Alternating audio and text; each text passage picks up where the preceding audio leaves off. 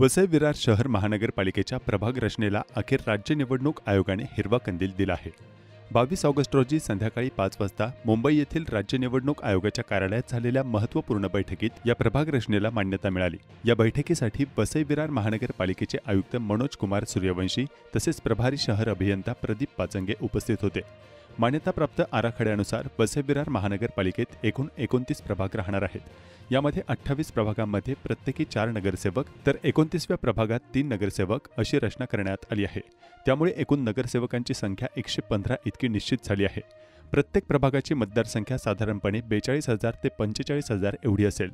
22 August ते 4 सप्टेंबरपर्यंत निवडणूक आयोगाकडून हरकती आणि सूचना मागवण्यात येणार आहेत। 5 सप्टेंबर ते 12 सप्टेंबरपर्यंत दाखल झालेल्या हरकती आणि सूचनांवर सुनावणी होईल। 13 सप्टेंबर ते 15 सप्टेंबर दरम्यान शासनाचा प्राधिकृत अधिकारी म्हणजेच आयुक्त शासनाच्या नगरविकास विभागाकडे अंतिम यादी सादर करणार। 16 सप्टेंबर ते 22 सप्टेंबरपर्यंत अंतिम प्रभाग रचना यादी राज्य निवडणूक आयोगाकडे सादर केली जाईल।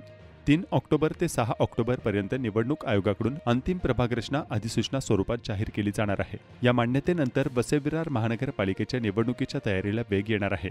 आता येत्या काही दिवसांत नागरिक, राजकीय पक्ष आणि स्थानिक संघटनांकडून हरकती आणि सूचना दाखल होण्याची शक्यता असून त्यानंतर अंतिम प्रभाग रचना निश्चित केली जाईल।